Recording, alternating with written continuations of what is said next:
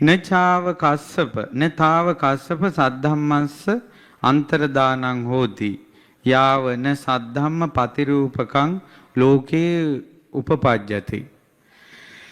කස්සප සද්ධර්මය පිරිහෙන්නේ සද්ධර්මයේ වගේ එකක් පහළ වෙනකල්.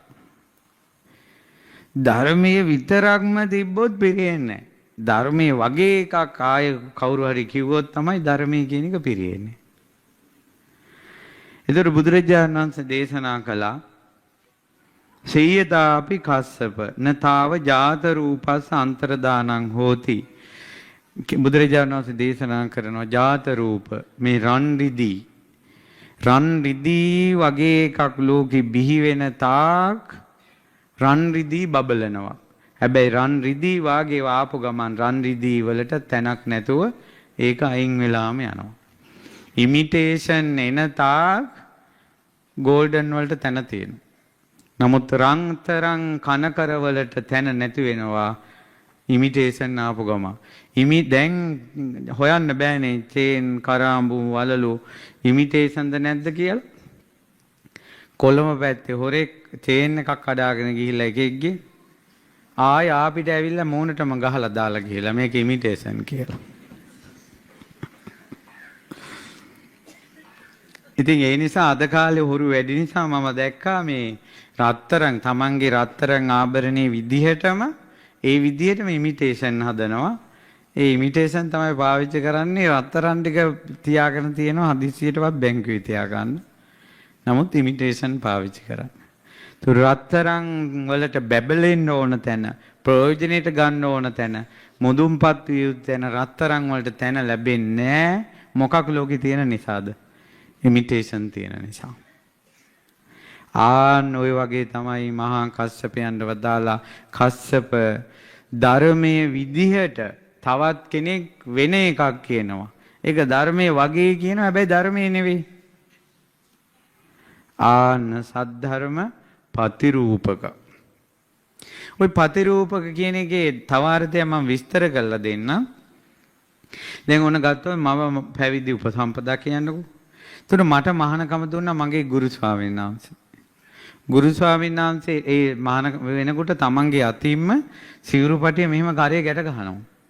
අතින්ම තමයි සිවුර මෙහෙම දාන්නේ. ඔයා පොරව ගන්න කියලා කියන්නේ නැහැ. සිවුරු පොටක් අනිවාර්යෙන් ගුරුවරයා කරට දානවාමයි. ඔයා සිවුරු පොරවගෙන ඉන්න කියන්නේ නැහැ. ඒ සිවුරු පොට දාලා තමයි කියන්නේ සිවුරු පොරවගෙන ඉන්න කියලා. එතකොට පළවෙනි සිවුරු පොට ගුරුවරයා දානවා කරට.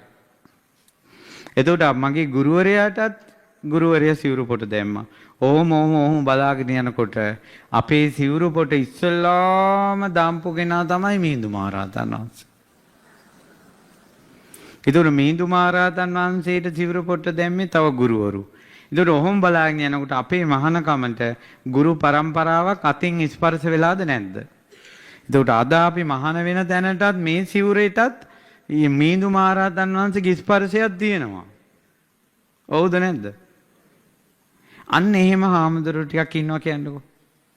නාට්‍යයක් රංගපාන්න කොල්ලෝ ටිකක් කෙස් බාලා සිවුරු පොරවගෙන මේ විදිහටම බිම් බලාගෙන මේ පැත්තේ ඉන්නවා.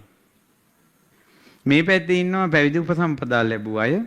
මේ අය ඉන්නවා නාට්‍යයට සිවුරු දාගත් අය. දෙගොල්ලම එක වගේ. හැබැයි කාට පුද දානේද සාංගික දානයක් වෙන්නේ? අර ගුරු පරම්පරාවෙන් ආපු අය. හැබැයි හාමුදුරුවෝ ඔක්කොම එක වගේ. නමුත් වෙනසක් තියෙනවද නැද්ද? ආන්නේ වගේ තමයි. බණ කියනවා ඒක බණ වගේ තමයි. හැබැයි බණ නෙවෙයි.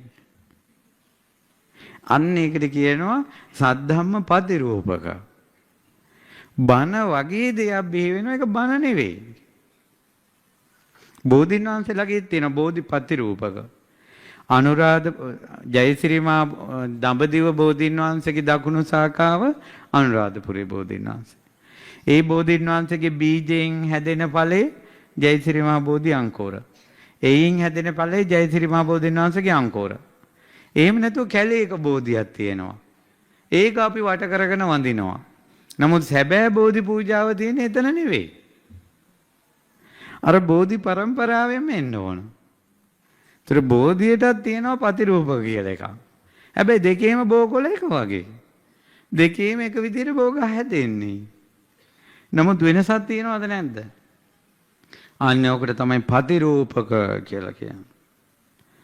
එතකොට සද්ධර්මයේ විනාශ වෙනවා කියලා කියන්නේ බණ වගේ බුද්ධ ආගම වගේ එකක් වෙනම තියෙනවා. හැබැයි බුද්ධ ආගම නෙවෙයි. ධර්මයේ වගේ එකක් හැදෙනවා ධර්මයේ නෙවෙයි. ඉතින් බුදුරජාණන් වහන්සේ දේශනා කරනවා මේ සද්ධර්මයේ අතුරුදහන් වෙන්න ගන්නේම සද්ධර්මයේ වගේව ලෝකේ පහළ වෙන නිසා. එතකොට බුදුරජාණන් වහන්සේ දැන් හේතු අගමුලක් මොකොත් දන්නේ නැහැ. මේක කොහෙන්ද ආවේ කින්ද මන්ද? අපි හොයන්න ඕනේ. ඇයි මෙහෙම වෙන්නේ? ඇයි මෙහෙම වෙන්නේ? දැන් ඔන්න මිනිස්සු මල් වලින් චෛත්‍ය හදනවා. දැන් මගෙන් ඇහුවොත් මට අගමුල කියන්න පුළුවන් සම්පූර්ණයෙන්ම. නමුත් ඔබ පූජා කරන එක ඇහුවොත් ඇයි ඔබ පූජා කරන්නේ මල් චෛත්‍ය කියලා ඔබ දන්නේ නැහැ. ඒතර ඔබ කරන්නම් වාලේ කළා තියෙන්නේ. ඔබ කරන්නම් වාලේ කළා තියෙන්නේ. සමහර මිනිස්සු රුවන්වැලි සෑයට පොල් පූජා කරනවා. ඇයි කියලා ඇහුවොත් දන්නේ නැහැ. සාමාන්‍යයෙන් ඒ වගේ දෙයක් පූජා කරන්නේ මේ විශේෂ කවුරු හරි එක්ක බාරයක් හාරයක් වෙච්ච එකක් එහෙම එකක්.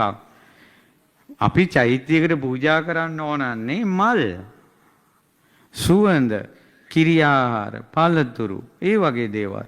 මේ පොල් ගෙඩි උස්සගෙන ගිහිල්ලා ඒ වගේ ඒවා කරන්නේ ඇයි කියලා බලන්න. නැත්නම් අපිත් බැනුම් අහනවා වගේ. ඔය ඉස්සර ජීවිත අන්තරා තියෙන අය පරාණය මේ ලෙඩ්ඩු ස්පිරිතාලේ පණ අදිනවා. ඉතින් මේ ලෙඩ්ඩුන්ට සෙට් පතන්න ඔය වගේ දේවල් බාහිර වලට කළා තියෙනවා. නමුත් මේ මමත් දැක්ක පළියට කරන්න ඕන කියලා එහෙම කරන්න එපා.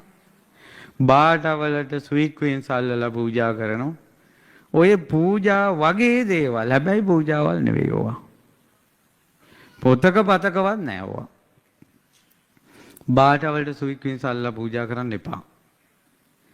පාවම් පූජා කරනවා නම් ඒ පාවම් පෙට්ටිය කඩෙන් දෙනවනේ බොක්ස් එකකට. ඒක පිටින් සංඝයාට පූජා කළා නැත්නම් පිරිකරක් විදිහට සෑයට පූජා කළා. එතන ඒ කතාව ඉවරයි. මේ ස්වික්වින්ස් අල්ලලා ඒවා පූජා වගේ ඒවා පූජා නෙවෙයි. දැන් කිව්වනේ මේ සද්ධර්ම ප්‍රතිරූපක. කොහෙන් නවතිද දන්නේ නැත්නම් ගිහලා අපිත් බැනුම් අහනවා. ඊළඟට සමහර අය ස්වික්වින්ස් අල්ලනවා. අපි නම් ඔවා කියලා නැහැ. පිළිමවල රත්තරන් පාට ඩොට් ඩොට් ඒවා පූජා වගේ ඒවා පූජා නෙවෙයි. ඊළඟට පිළිම වහන්සේ නමකට අපි වැන්දා මිසක් චූටි පිළිම චෛත්‍ය වටේ තීතිය වැන්දේ නැහැ. දැන් චෛත්‍ය වටේ චූටි පිළිම තියෙනවා. ඕවා පූජා වගේ ඒවා පූජා නෙවෙයි. පිළිම පූජාව කියන්නේ Taman ගමේ හෝ පන්සලේ හෝ එහෙම නැත්නම් මිනිසුන්ට වඳින්න ප්‍රතිමාවක් නිර්මාණය කරන්න ඕන. පිළිම පූජා කරන්න ආසයි නම් මේ චූටි පිළිම ගෙනියලා සෑය වටේ තියනවා.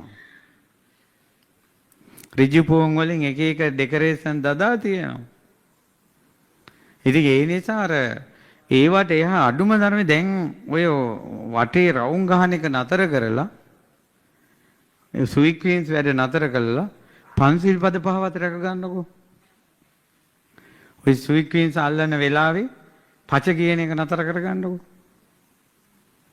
පන්සිල් පද පහ බොන එක නතර කරලා බොරු කියන එක නතර කරලා සත්තු මැරි මඳුරෝ තලන එක මී කතුරු තියෙන එක නතර කරලා පන්සිල් පද පහ.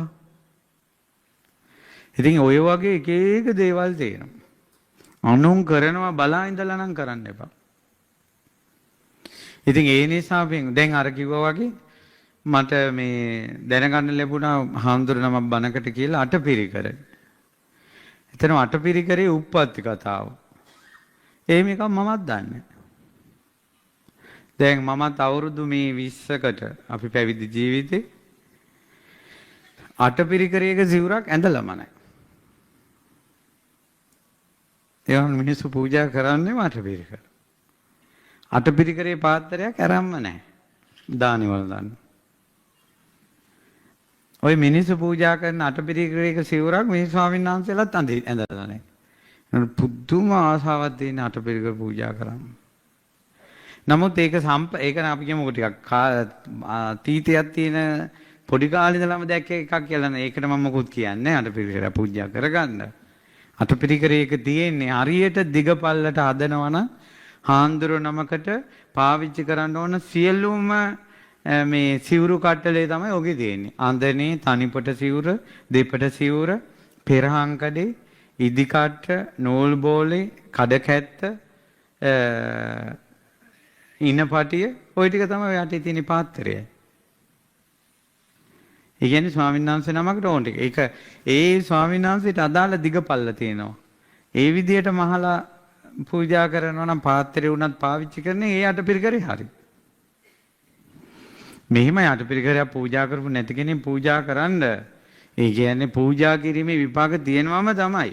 ඒ ගණන් නෑ නෙවෙයි. පස්සහුරක් පුදලත් ඒ පිනෙන් රජ වෙච්ච අය ඉන්නවා. එහෙම නෙවෙයි මම මේ කියන්නේ අර කරන්නම් වාලේ නැතුව අපි ඒක හිතට ගමු ඇයි මේක පූජා කරන්නේ? මේක අවශ්‍යයිද කියලා කල්පනා කරලා බලලානේ.